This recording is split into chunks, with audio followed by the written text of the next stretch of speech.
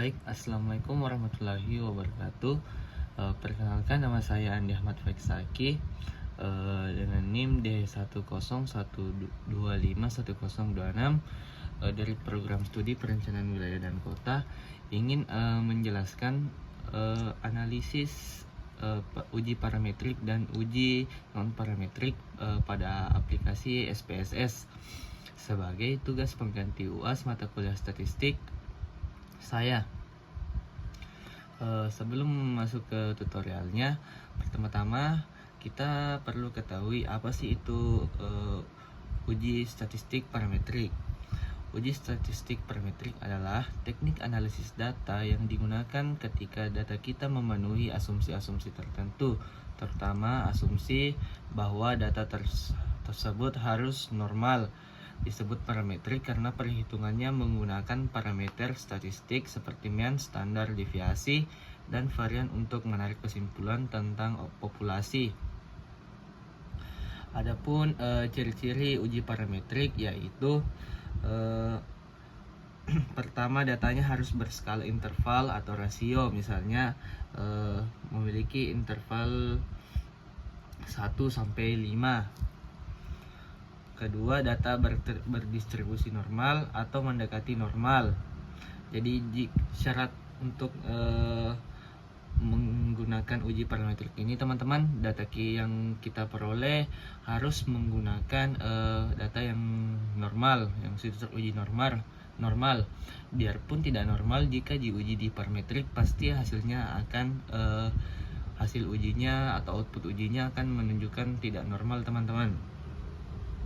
Yang ketiga yaitu varians antar kelompok harus homogen. Dan keempat, sampel biasanya berasal dari populasi representatif atau acak. Nah, adapun cara penggunaan statistik parametrik yaitu agar kita bisa menggunakan uji parametrik utamanya seperti uji T, ANOVA, Pearson, atau regresi linear. Ada beberapa syarat utama yang wajib terpenuhi, yang salah satunya seperti yang tadi saya sebutkan, teman-teman, yaitu datanya harus bersifat normal. Dan syarat kedua adalah homogenitas atau varians data antar kelompok harus sama. Nah, begitu tadi penjelasan teman-teman tentang uji statistik parametrik. Baik, dari penjelasan tadi, marilah kita memulai uji asumsi pertama-tama, teman-teman, untuk menentukan apakah data tersebut itu atau data kita normal. Baik, di sini saya sudah mempunyai data, teman-teman, dari hasil kuesioner. Nah, data yang ini akan saya olah di aplikasi SPSS, teman-teman, untuk uji asumsi parametrik untuk membuktikan apakah data ini normal. Baik, kita langsung ke SPSS-nya, teman-teman. Kita pencet di tools bagian file, baru di open ke data, open data. Nah, ubah tipe filenya, teman, menjadi Excel. Nah, ini tadi file yang hasil kuesioner kita. Nah, hasil kuesioner saya ini memiliki 50 responden, teman-teman, yang saya ambil dari kuesioner. Kita pilih ini, teman-teman, baru kita open. Kita tunggu bisa, teman-teman, loading dulu. Nah, ketika tadi loadingnya sudah selesai, teman-teman, maka tampilannya akan seperti ini. Usahakan read variable names-nya tercentang, atau ketiga ini yang di atas tercentang, teman-teman. Lalu kita klik OK. Nah, ini adalah data yang dari Excel tadi, teman-teman, data kuesioner yang saya peroleh tadi. Saya pindahkan ke sini. Ada 10 variabel dan ada 60 responden yang saya peroleh, teman-teman. Baik, kita akan ke opsi variable view di pojok kiri bawah, teman-teman. Nah, Terus itu tampilannya akan seperti ini teman-teman. Di bagian name-nya teman-teman kita usahakan mengganti dengan V1. Oke. Terus ini untuk mempermudah membacanya teman ya, variabel 1. Terus di bagian values-nya itu kita isi dengan opsi dari pertanyaan kuesioner teman-teman. Jika ada pertanyaan kuesioner, maka ada interval opsinya dari 1 sampai 5. Contohnya kita isi 1, terus kita isi, kita tulis teman-teman sangat tidak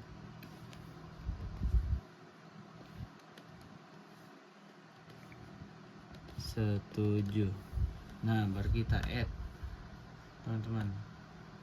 Nah, 1 itu untuk sangat tidak setuju, 2 untuk tidak setuju, 3 itu netral, 4 itu setuju, dan 5 itu untuk sangat setuju. Nah, setelah kita tulis satu-satu teman-teman, kita klik OK, berubah di sini.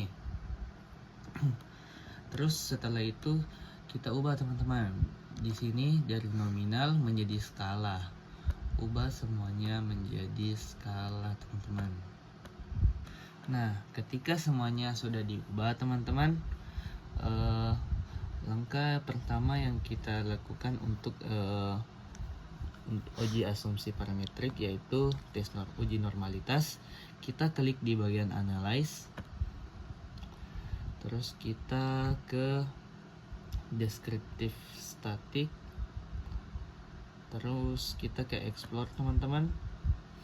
Nah, semua data yang ini atau label yang ini kita pindahkan ke dependent list teman-teman. Pindahkan satu-satu ya, karena tidak bisa disalin. Oke teman-teman, setelah semua label datanya setelah dipindahkan ke dependent list, maka kita akan cek plots dulu. Nah, pastikan normality plus width testnya tercentang. Terus kita klik continue, terus kita klik OK. Nah, nantinya akan memproses teman-teman.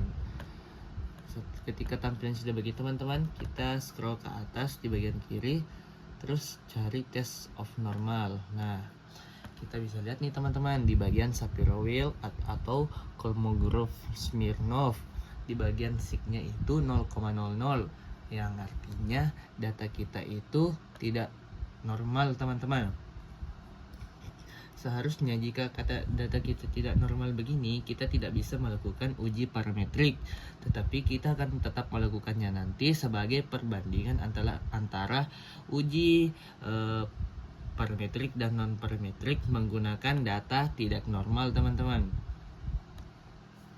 Setelah melakukan uji analisis tadi teman-teman, selanjutnya kita ke uji asumsi kedua yaitu uji homogenitas.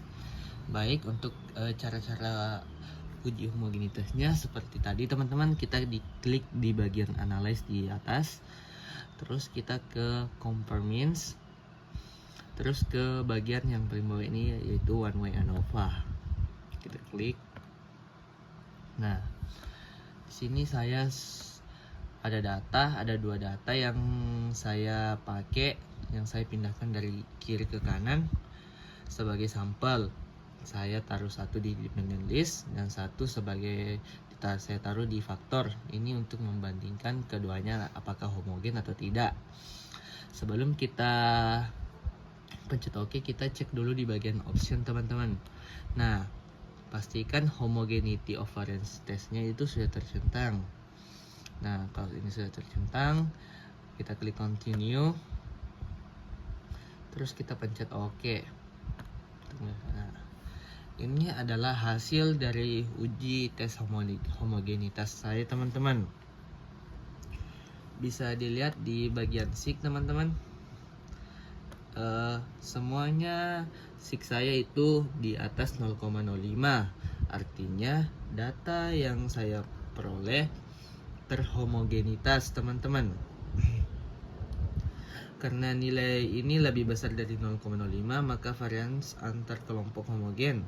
Artinya data saya memenuhi asumsi homogenitas dan analisis bisa dilanjutkan ke tahap berikutnya. Jadi setelah kedua asumsi ini terpenuhi, normalitas dan homogenitas, data kita sudah siap untuk dianalisis menggunakan teknik statistik parametrik seperti uji T, ANOVA, atau korelasi Pearson. Baik teman-teman, tadi setelah melakukan uji asumsi normalitas parametrik, selanjutnya kita akan beralih ke uji parametriknya teman-teman. Untuk uji utamanya dengan memilih salah satu ujinya, yaitu saya akan memilih atau menggunakan uji T. Baik, langkah pertama untuk melakukan uji T teman-teman, kita ke bagian analyze, terus ke bagian compound means. Nah, di sini ada one sample t-test, kita pencet. Nah, kalian harus memindahkan label-label tersebut minimal 2 lah, atau 2 saja sebagai contoh. Memindahkan ke kolom test variabel dengan menggunakan value-nya itu 2 ya teman-teman. Setelah semuanya dilakukan, kita pencet OK, maka akan muncul hasil t-testnya teman-teman. Dari pernyataan saya gagal berkenalan dengan orang yang ingin saya kenal, kita mendapatkan minnya 2,38 dan menggunakan test value 2. Ada juga di bagian bawah teman-teman, itu one sample test. Kita lihat di seek to Taylor-nya itu 0,10 atau 0,10 lebih kecil dibanding 0,05, maka hasil signifikan. Artinya rata-rata jawaban responden 2,38 berbeda secara signifikan dari nilai tes 2. Nah, jadi kesimpulannya teman-teman, yaitu 2 item yang diuji memberikan hasil yang signifikan, sehingga dapat disimpulkan responden menunjukkan tingkat persetujuan yang lebih tinggi dari nilai tes 2 terbaik dalam hal kesulitan berkenalan maupun perasaan bahwa orang lain lebih menikmati suasana pesta. Dengan kata lain, data pendukung adanya kecenderungan pengalaman sosial yang kurang positif dibanding standar nilai pengujian. Baik teman-teman, tadi kita sudah melakukan salah satu uji utama dari uji parametrik, yaitu uji T. Selanjutnya kita ke uji yang kedua, yaitu uji non parametrik. Nah, uji ini tersebut teman-teman cocok untuk data yang tidak normal. Melakukan uji non parametrik.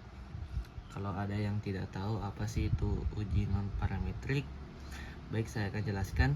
Uji statistik non parametrik adalah jenis analisis statistik yang tidak memerlukan asumsi distribusi tertentu, terutama tidak mengharuskan data berdistribusi normal. Metode ini biasanya digunakan untuk menganalisis data yang berskala ordinal, nominal, atau data interval rasio yang tidak memenuhi asumsi parametrik. Baiklah, tadi teman-teman, itu adalah penjelasan tentang uji non parametrik. Selanjutnya kita akan langsung masuk ke uji tesnya teman-teman. Uji tes non parametrik yang saya akan gunakan yaitu uji Wilcoxon teman-teman. Pertama-tama kita akan membuka di bagian analyze,